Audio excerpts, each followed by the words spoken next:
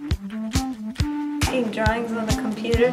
Ce qui est bien à la centrale, c'est que tout est possible.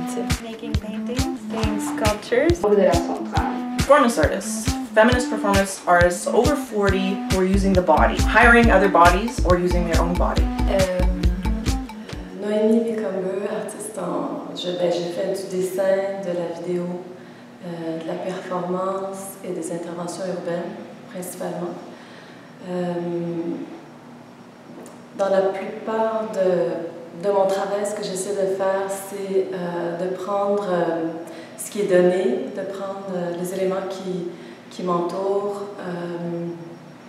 et de les réexaminer, de les déconstruire et de les reformuler pour leur donner un nouveau sens ou des nouvelles possibilités, si on veut. Dans le cas du dessin et de la vidéo, c'est dans un espace qui est un peu plus intime ou domestique, je dirais. Puis dans le cas des interventions urbaines et de la performance en espace public, c'est en utilisant des signes, des symboles qui sont plus politiques ou liés à l'identité, à l'État. Donc, dans les reconfigurations du drapeau du Québec, c'est un projet sur lequel je travaille depuis 2010-2011. Puis le drapeau, je me suis rendu compte qu'en fait, il représente la monarchie européenne et l'Église. Donc, la plupart des éléments, en fait, tous les éléments formels qui sont sur le drapeau représentent c'est-à-dire c'est très peu représentatif de l'identité québécoise, contemporaine surtout. Puis paradoxalement, mais en fait, la réflexion m'est venue parce que c'est un drapeau qui est utilisé beaucoup par la jeunesse revendicatrice, nationaliste, souvent de gauche. Donc ça colle pas vraiment. Donc j'ai essayé de revoir un petit peu les signes et les symboles qui ornaient le drapeau. C'est un petit peu ça l'idée du projet des reconfigurations, c'est de changer les couleurs, de changer les symboles pour présenter une diversité d'identité, une multiplicité aussi, présenter des marginalités aussi. Donc c'est un petit peu l'idée du non consensuel.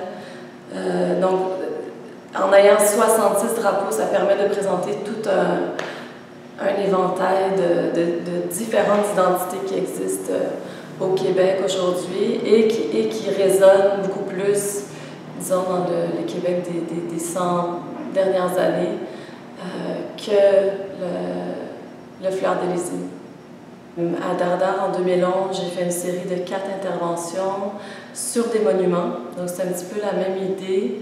De revoir l'espace que prend certains monuments dans la ville, les statues, qu'est-ce qu'ils représentent, puis pourquoi ils sont là, puis comment on peut les regarder à nouveau, si on veut, pour essayer de voir la pertinence ou créer de nouvelles relations ou un nouveau sens, parce qu'il y a certains monuments qui sont un petit peu comme des reliques historiques. Alors c'est un petit peu ça, c'est de contraster les drapeaux reconfigurés avec les monuments. Mais sinon, je prévois aussi une intervention performative à grand déploiement où les 70 drapeaux vont, c'est-à-dire qu'il y a comme un genre de défilé, procession, où chaque drapeau sera tenu par une personne, puis avec un itinéraire précis dans la ville. Donc ça, c'est prévu dans les prochains 8 mois environ, cette intervention, qui sera un petit peu l'aboutissement du projet. La centrale, c'était un centre que je trouvais super important et qui faisait beaucoup de sens pour moi par rapport à ma pratique aussi. Donc en revenant d'Europe, j'ai proposé une expo de groupe qui a eu lieu en 2006, qui s'intitulait Take My Breath Away, où je présentais le travail je pense qu'on était 7 artistes, beaucoup des artistes avec qui j'avais fait ma maîtrise.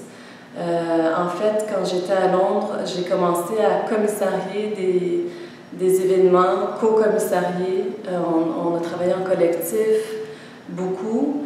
Puis j'étais intéressée, entre autres, dans la figure de l'artiste en tant que commissaire, pour justement comme faire en sorte qu'il y ait des choses qui puissent se passer sans avoir à attendre de se faire choisir par un jury ou par des commissaires externes. C'était ma première expérience avec la centrale, puis pour ça je suis devenue membre. Pas longtemps après, j'ai fait partie du comité de programmation à la centrale. Finalement, j'ai fait partie de ce comité pendant 3 ans. On a mis sur pied différents cycles de séries de projections, séries de performances et séries de conférences. Et une série d'expositions qui présentait le travail d'artistes inuits, dont j'ai commissarié la première édition. Ça s'appelait Femmes de l'Arctique et l'exposition s'appelait Encerclées. Puis il y avait aussi une soirée de projection et une rencontre avec les artistes. Je reste très, très liée ou très... je m'identifie beaucoup à ce centre. Et ça, dans le fond, là, je viens de présenter une intervention pour les 40 ans de la centrale. Donc, il y a toujours des activités de diffusion ou comment dire, mon engagement vers le centre continue. Encore récemment, j'ai vu des statistiques qui montraient comment les femmes étaient vraiment sous-représentées dans les galeries, dans les grandes expositions, dans les musées. On a créé un collectif qui s'appelle l'Araignée, puis on travaille un petit peu en parallèle à la centrale, puis au mandat de la centrale, pour justement créer des événements, des expos, des espaces où le travail de femmes artistes, mais aussi c'est ça, dans le fond, des pratiques qui sont vraiment fortes, puis qui ont pas assez d'espace, de lieux de diffusion. Dans ce contexte-là, on a organisé la Off Papier, justement,